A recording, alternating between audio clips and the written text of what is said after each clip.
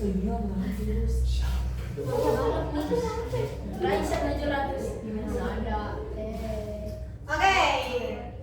untuk materi yang kedua, apakah sudah paham? Sudah. Serius? Tadi kita udah mencoba menganalisis dari teks langsung ya. Jadi kurang lebih seperti itu. Ini tuh bisa ini tuh 8. Stop dulu, cinta, my love. Oke, aku mau minta atensinya bentar ya. Look at me please. Oke, jadi tadi kita udah mencoba menganalisis dari aspek yang dinilai dalam poin B, yaitu menilai keakuratan, kesesuaian, kecukupan, serta ketepatan informasi. Oke, berarti untuk materi yang kedua apakah sudah jelas? Sudah. Oke, kalau sudah jelas aku centang dan kita masuk ke materi ketiga, materi yang terakhir, yaitu materi menilai penggunaan bahasa. Nah, menilai penggunaan bahasa. Sebenarnya ini bisa masuk ke materi, bisa agak berkaitan juga loh sama materi UTBK. Dikit lah. Enggak sih, enggak dikit tapi lumayan gitu. Oke, di sini adalah menilai penggunaan bahasa. Maksudnya gimana? Di sini kita bisa mengevaluasi. Nah, ya, Masya Allah, tabarakallah. Habis bunda. Bentar ya. Babang ganti dulu spidol. Nah, di menilai penggunaan bahasa, artinya di sini menilai kemampuan kalian dalam menggunakan bahasa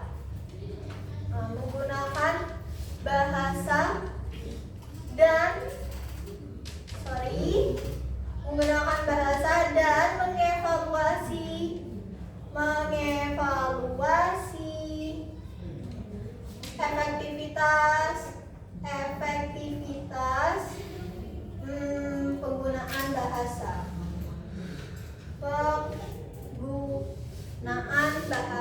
Kayak gitu. Nah, ini berkaitan dengan kemampuan kalian dalam menggunakan bahasa. Seperti apa sih? Gitu. Bahasa ada berapa jenis? Ada, kalau kita kan menyesuaikan kan ngomong sama orang, gak mungkin kita ngomong sama yang paling tua bahasanya. Nah, jadi ada berapa? Ada apa yang pertama? Formal, semi formal, informal. Oke, betul. Bahasa ada 3, yaitu ada formal, semi formal, dan informal. Jadi disesuaikan nanti kalau mau berbicara sama orang gitu. Nah, untuk menilai penggunaan bahasa, aspek yang dinilai yang pertama, aspek yang dinilai itu lagi-lagi ada 4. Ini emang genap semua, cinta genap. Aspek yang dinilai, yang pertama banget ada ketepatan diksi. Kalau kalian nyusun kalimat kan kita perlu memilih kata ya kan. Jadi ketepatan diksi itu apakah pemilihan kata sesuai katanya ketinggalan. Apakah pemilihan kata sesuai dengan makna yang ingin disampaikan gitu. Dengan makna yang ingin disampaikan. Nah, karena kan ini berkaitan dengan diksi ya. Diksi itu kan dia pemilihan kata gitu kan. Pemilihan kata untuk lebih indah gitu. Nah, jadi walaupun kita mau pakai diksi ya gak boleh asal pakai. Kita harus lihat apakah penggunaan diksinya itu sesuai dengan makna yang ingin disampaikan. Karena kalau nggak sesuai nanti jadinya aneh dong, ya kan? Dan dia jadi tidak sesuai dengan tujuan yang ingin disampaikan, gitu. Itu untuk yang pertama.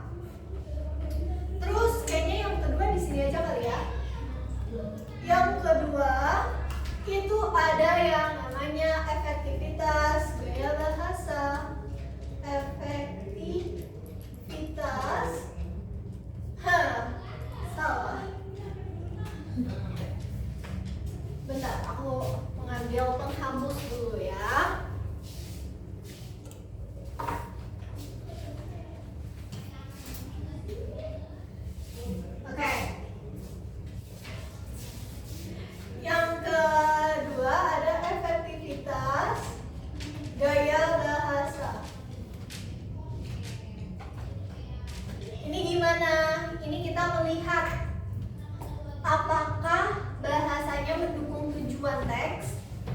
Nah, jadi apakah bahasa mendukung tujuan teks? Gitu. Jadi kan tadi ya, kalau misalkan kita mau bikin teks, ya kita harus sesuaikan juga penggunaan bahasanya dalam informal kan, dalam formal atau ini. Nah, kita tuh harus melihat gaya bahasanya alias penggunaan majasnya mendukung nggak dengan tujuan teksnya, gitu. Terus yang ketiga ada yang namanya, yang di sana kelihatan kan di sini? Kelihatan? Oke. Yang ketiga ada yang namanya kesesuaian. Udah nggak typo. Kesesuaian register. Register. Ini maksudnya apa? Ini tuh kayak gini. Apakah penggunaan bahasa sesuai dengan konteks dan audiens? Gitu. Nah, apakah penggunaan bahasa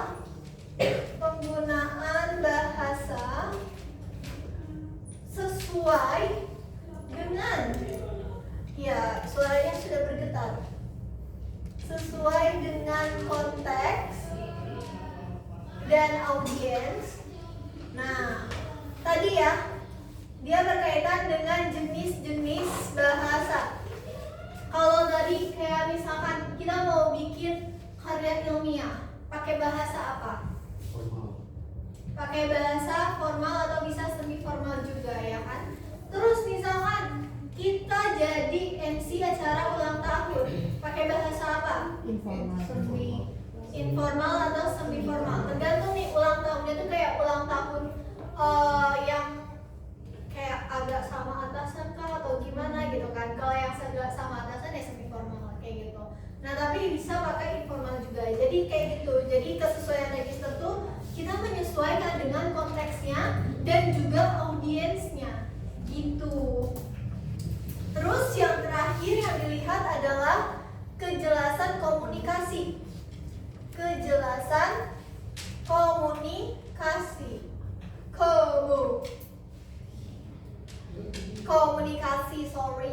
Komunikasi. Nah, ini maksudnya gimana? Dia terkait dengan apakah informasi disampaikan dengan jelas. Nah, dengan jelas gitu. Karena kan namanya juga menyampaikan suatu informasi ya. Berarti kita harus jelas dalam penyampaiannya. Kalau tidak, nanti tujuan teksnya itu malah jadi tidak tercapai, ya kan? Nah, makanya dalam penggunaan bahasa itu kejelasan informasi itu komunikasi harus jelas. Oke, itu untuk materi yang terakhir. Apakah ada yang mau ditanyakan dari teman-teman? Bagaimana? Tidak. Tidak ada? Tidak. Yang lain?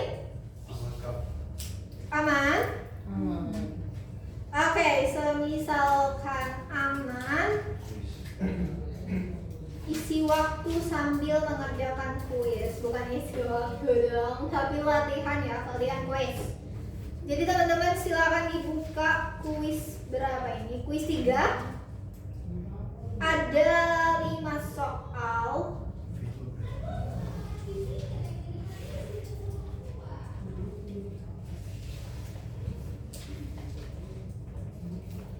Nah, teman-teman silakan dikerjakan.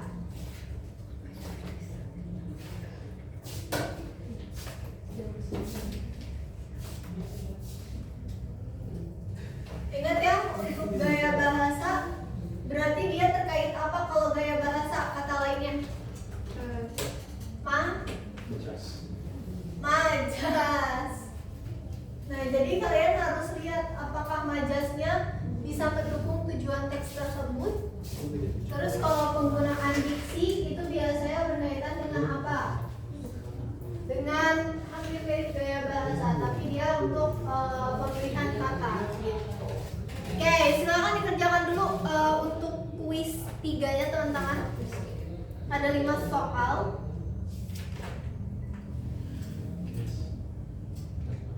Hah? Hah? Rata-rata. Rata-rata apa? Rata-rata apa?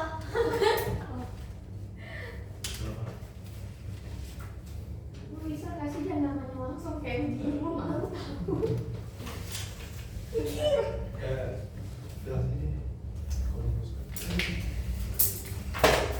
Aduh, jangan marah-marah dong mas. Sambil kalian ngerjain, aku sambil attendance ya. Lu lihat aja pun belum masih loading.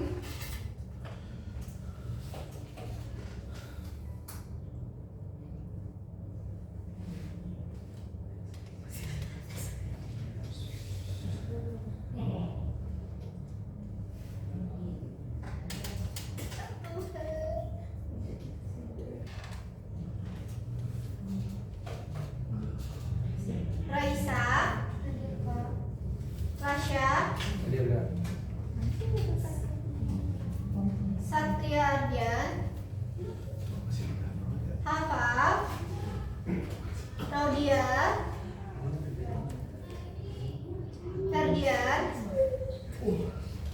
Kinesha, Alea, Nabil, Satria Dwi, Najib, Nur Syifa, Floren, Zahra,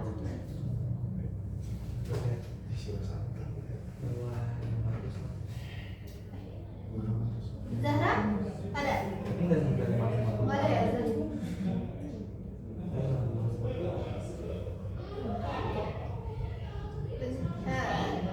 Udah disebut semua belum? Kamu ya siapa? Fania ya? Mana ya?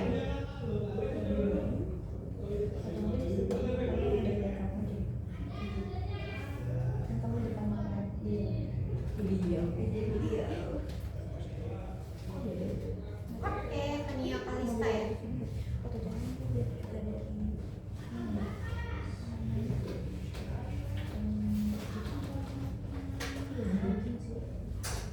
Itu sih nggak bisa masih open.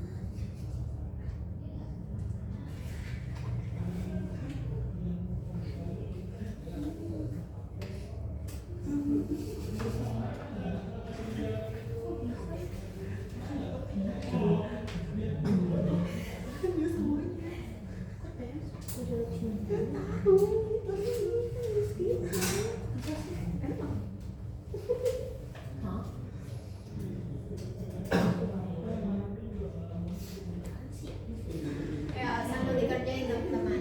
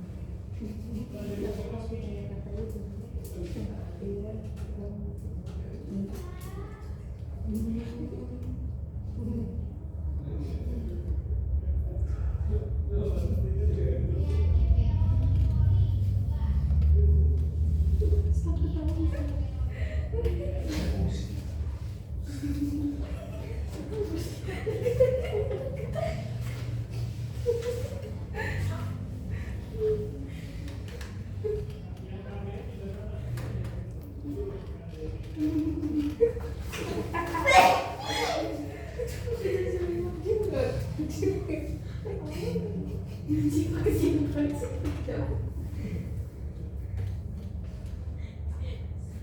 banget sih.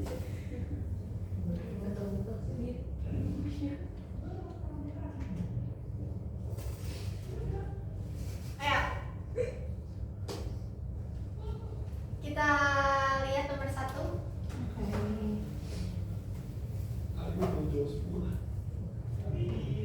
Nomor 1. Penilaian manakah yang paling tepat terhadap penggunaan bahasa dalam teks tersebut? Variasi diksi cukup baik dengan penggunaan sinonim dan istilah teknis yang bervariasi. Nomor berapa? 1. Jawabannya salah. Pemilihan kata kurang variatif dan cenderung monoton. Jawabannya salah, tapi yang A. Penggunaan diksi formal dan istilah teknis menunjukkan target pembaca yang tepat untuk diskusi ilmiah. Karena di sini ada kata kayak paradoks, kontradiksi, behavioral, terus attitudinal, holistik. Nah itu kan dia apa sih namanya kata-kata istilah ya. Nah jadi target pembacanya itu untuk orang-orang yang mau melakukan diskusi ilmiah terkait lingkungan kayak gitu. Jadi jawabannya yang A. Terus nomor 2. Bagaimana penilaian Anda terhadap penggunaan teknik penyimpangan logika dalam puisi tersebut? Penyimpangan logika tuh kayak absurd. Wow. Gitu lah cara bacanya. Pernyataan pertama, hujan turun ke atas memperkuat tema kekacauan nilai. Apakah betul? Apakah efektif? Betul ya, karena hujan turun ke atas. Dia jadi apa sih namanya? Kayak hujan turun ke atas, kan hujan ke bawah. Itu kan dia memberikan simbolis kayak dunia tuh terbalik, ya kan? Nah, itu berarti kayak dia memberikan simbolik sebuah kekeosan gitu. Jadi yang pertama itu betul. Pernyataan kedua, apakah efektif? Kata-kata yang tergantung di utara, berlebihan dan tidak bermakna. Tidak.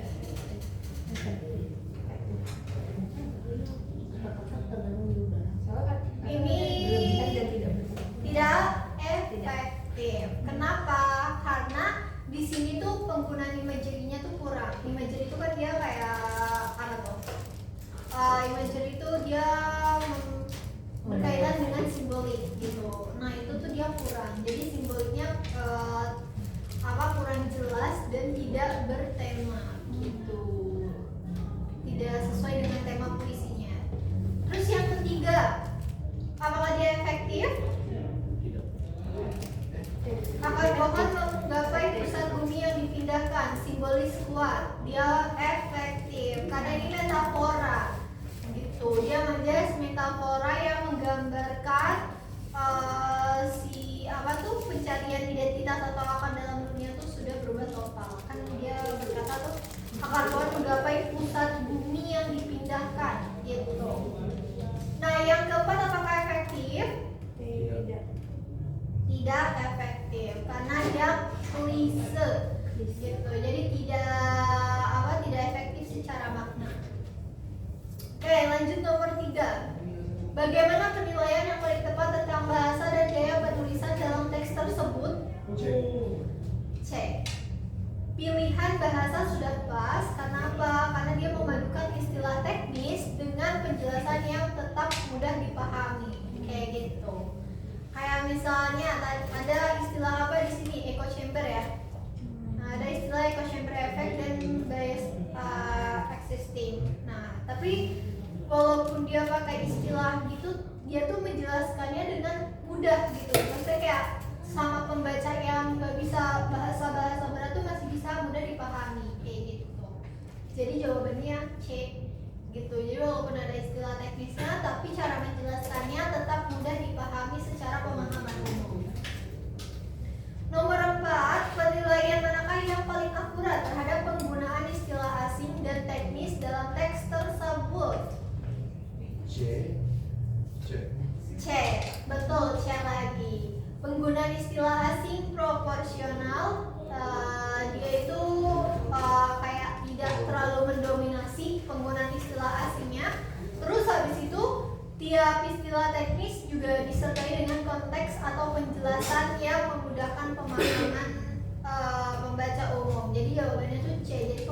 bahasa asing sudah profesional dan didukung konteks yang menggunakan pemahaman. Terakhir, 5. Pernyataan 1, apakah efektif? Efektif. Personifikasi sayuran yang berbisik cerita memperkuat kedekatan dengan alam. Jawabannya efektif. Karena di sini si sayuran berbisik ceritanya itu dia menciptakan kedekatan antara si tokoh dengan alam atau pekerjaannya itu, gitu. Jadi dia memperkuat temanya, gitu. Terus yang kedua, apakah efektif? Efektif. Efektif karena diksi rezekinya itu dia memiliki konotasi spiritual ya, dan dia itu kayak pasrah gitu. Nah itu sesuai dengan si karakter tokohnya gitu. Sedangkan kalau diksi pendapatan itu dia lebih condong ke ekonomis, jadi tidak efektif kalau pendapatan, justru rezeki yang efektif. Yang ketiga, apakah efektif? Tidak. Tidak, betul, tidak efektif karena pahlawan tanpa medal itu emang klise, tapi dia itu masih punya makna komunikatif. Jadi dia masih bisa lah gitu, kayak tidak terlalu klise. Terus yang terakhir, apakah efektif? Efektif. Efektif, betul, karena supermarket mewah dia itu kontras dengan pasar tradisional dan itu membangun tension sosial gitu. Nah itu untuk materi terakhir, materi ketiga terkait gaya bahasa, terkait penggunaan bahasa. Apakah ada yang mau ditanyakan? Tidak. Tidak ada. Tidak. Ciusan? Cius. Oke, kalau misalkan tidak ada, tadi kita belajar apa aja? Raisa? Belajar materi yang pertama, relevansi peristiwa. Oke, dia kayak gimana tuh relevansi peristiwa? Dia kayak yang kayak relevan gitu, kayak di dalam teksnya gitu, aspek-aspeknya yang kita tuh bisa nilai tuh yang relevan sama sebuah teks itu dari apa aja gitu. Oke, relevannya dengan keterkaitan temporal, terus temanya, terus dampak sosialnya dari teks peristiwa itu. oke, tuh. Tadi materi pertamanya kita mengenai relevansi peristiwa, yaitu keterkaitan antara masalah atau situasi dalam cerita dengan kehidupan realitas. Nah, kalau yang kedua kita apa, Najib? Bahas apa? Keakuratan. Kesesuaian, kecukupan, dan ketepatan informasi. Oke, apa aja yang dinilai di materi itu? Dari yang aspek yang dinilai ada keakuratan data, terus kesesuaian sumber, kecukupan bukti, sama konsekuensi utama. Oke, betul. Yang kedua kita membahas tentang keakuratan, kesesuaian, kecukupan, dan ketepatan informasi. Terus yang dinilai kita lihat akurat datanya, terus kesesuaian sumber, kecukupan buktinya, dan yang terakhir itu konsistensi internal. Maksudnya tuh kayak tiap informasi saling mendukung, tidak ada kontradiktif. Nah itu untuk materi yang kedua. Materi terakhir, siapa yang mau menyimpulkan? Yang mau menyimpulkan nanti aku kasih cinta. Aku kasih star champ. Jadi yang tadi enggak? Oke, boleh Tania. Ternyata tiga itu ada aspek yang dinilai, jadi kayak dia itu ada kayak ketepatan diksinya, terus juga ada gaya bahasanya, terus kesesuaian registernya, sama juga komunikasinya. Oke, betul. Terus jenis bahasa ada berapa? Ada 3, Apa aja? formal, semi formal, informal. Oke, berarti sudah cukup mengerti untuk materi hari ini. Oke, dan itu sebelum aku tutup kelasnya, aku ingatkan kepada teman-teman untuk mengisi rating terlebih dahulu. Sudah. Oke, boleh isi rating terlebih dahulu ya teman-teman.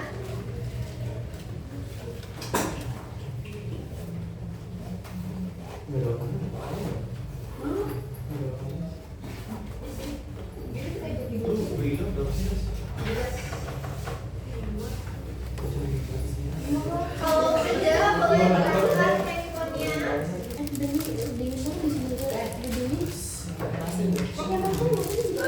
Oke, satu.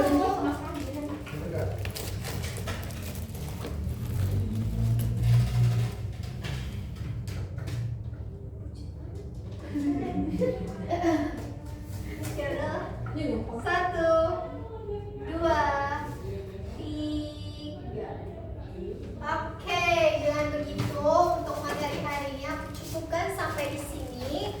Semoga apa yang sudah kita pelajari bisa kalian terima dengan baik. Terima kasih atas partisipasinya dan kehadirannya. Tenang, kalian semua aku beri stakium yang baik, yang baik. Oke, habis ini udah selesai atau apa? Selesai. Siapa aja yang cuma stay di sini? Satu doang, kamu doang. Nanti ada gerakan. Dua doang. Ya Allah. Yang lain ngambil apa emang? Gak ngambil sosial. IPA. Aku ngambil biologi apa aja? Aku bahasa Indo lanjut. Oh my god. bahasa gak diajar. Oh my god. Iya ya. Oke, makasih semua. Hati-hati di jalan ya. Di